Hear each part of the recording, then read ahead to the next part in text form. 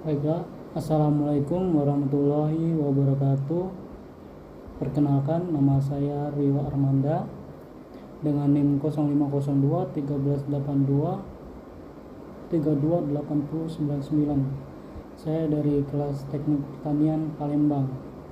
Di sini saya akan menjelaskan tentang pendugaan erosi menggunakan metode Ussel atau yang bisa disebut Universal Soil Loss Equation.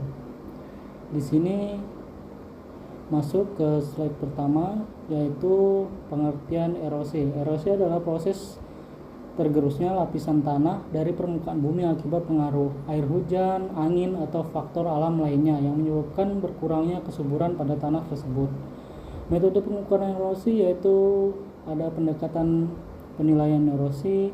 Menurut saya dapat dilakukan melalui dua metode utama, yaitu menggunakan alat seperti peta, terus perhitungan tidak langsung menggunakan model matematis. Salah satunya adalah Ussel, Universal Soil Loss Equation. Nah, di sini kita akan fokus pada perhitungan metode Ussel tersebut, yang mana rumus Ussel adalah A sama dengan R dikali K dikali LS dikali CP. Oke, tujuan pengukuran erosi yaitu untuk mengetahui dan memantau tingkat erosi, memprediksi laju erosi, perencanaan konservasi tanah dan air (KTA), menentukan biaya konservasi dan dampak erosi, dan evaluasi kesesuaian lahan. Terus di sini adalah arti dari nilai huruf tersebut, yaitu A sama dengan rata-rata kehilangan tanah, R faktor erosivitas hujan, K faktor erosivitas tanah, LS panjang dan kemiringan lereng, C faktor penutup lahan atau tanaman, dan P faktor tindakan konservasi tersebut. Ini contoh sederhananya, bisa dilihat di sini. Terus masuk ke slide 4, yang mana di sini adalah penentuan faktor R, hitung dari data curah hujan bulanan dan tahunan yang dianalisis untuk mengetahui potensi hujan menyebabkan erosi. Terus faktor K diperoleh melalui rumus perhitungan tekstur tanah, kadar barang organik, struktur tanah, dan permeabilitasnya, atau melalui bantuan nomograf. Oke, terus ada faktor LS, lereng dan panjang lahan. Nilainya dapat dihitung dengan persamaan empiris berdasarkan sudut kemiringan dan panjang lereng tersebut. Kemudian yang terakhir adalah faktor C dan P, pengelolaan tanaman dan konservasi. Faktor ini ditentukan oleh jenis tanaman yang dibudidayakan, yaitu pola tanam, serta metode pengendalian erosi yang digunakan, seperti terrastering atau penanaman jalur vegetatif. Nah, kita bahas satu-satu faktor-faktor yang bisa menyusun perhitungan dengan menggunakan metode Ussel tersebut. Yang pertama ada faktor erosivitas yang disingkat R.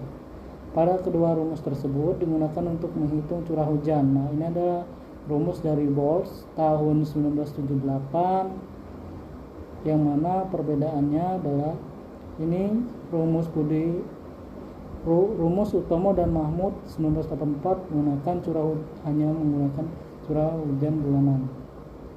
Oke.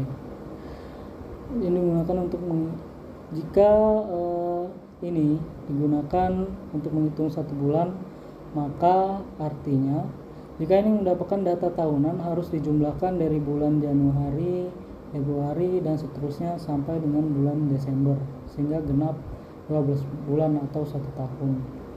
Berikutnya yaitu faktor erodibilitas atau disingkat K. Untuk menghitung erodibilitas tanah diperlukan data persentase pasir halus, persentase debu, persentase liat, persentase bahan organik, struktur, dan permeabilitas tanah.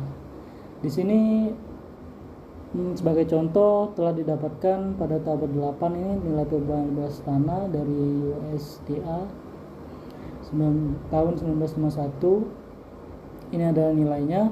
Kemudian jika semua data telah dihitung atau didapatkan, maka data ini akan dihitung dan akan didapatkan nilai erodibilitasnya, yang mana ini sebagai contohnya Ini adalah rumus perhitungannya dan hasilnya.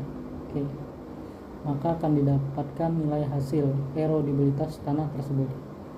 Oke, next. Terus ada faktor topografi atau LS, yang mana arti L yaitu length, terus S nya itu slope, dan data yang dibutuhkan adalah data panjang lereng dan data kemiringan lereng. Berikut data persamaan. Ini adalah rumusnya. Yang rumus pertama itu jika kemiringan kurang dari 22%, maka akan menggunakan rumus yang pertama. Terus jika lerengnya lebih curam, maka akan digunakan rumus yang kedua ini. Berikutnya adalah faktor C dan P. Untuk mengetahui nilai C, maka harus diketahui rata-rata pola tanam pada lahan selama 1 tahun. Sedangkan pada P, yaitu fokus pada pengelolaan jika lahan, misalnya lahan teras, dilakukan pengelolaan secara seragam.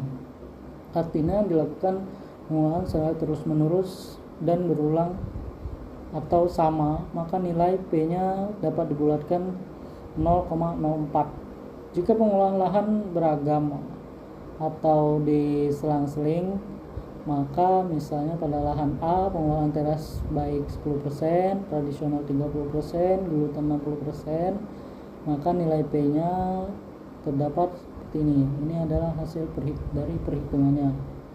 Oke, berikut adalah contoh kasusnya, yang mana jika soalnya ini sebut begini, maka penjelasannya adalah kesimpulannya data yang diambil adalah kemiringan lerengnya itu 15%, pola tanamnya padi, jagung, kacang tanah, sehingga didapatkan angka 0,357. Kemudian R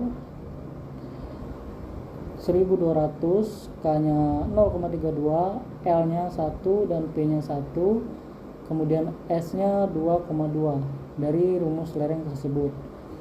Terus perhitungan A-nya dengan rumus A sama dengan R kali K kali L kali S, C dan P, maka dapat dihasilkan A-nya yaitu 301,6 ton per hektar per tahun. Oke, dibandingkan dengan toleransi T yaitu 2,5 mm per tahun sama dengan 30 ton per hektar per tahun, maka A lebih dari T, erosi dapat berbahaya. Solusinya gunakan teras bangku yaitu P sama dengan 0,04. Ini angka amannya, sehingga didapatlah 12,1 ton per hektar per tahun, maka A kurang dari T, erosi akan terkendali.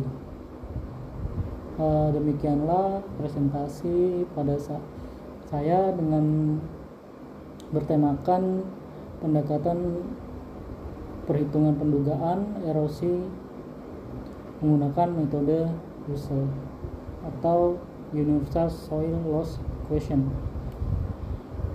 Baiklah, terima kasih.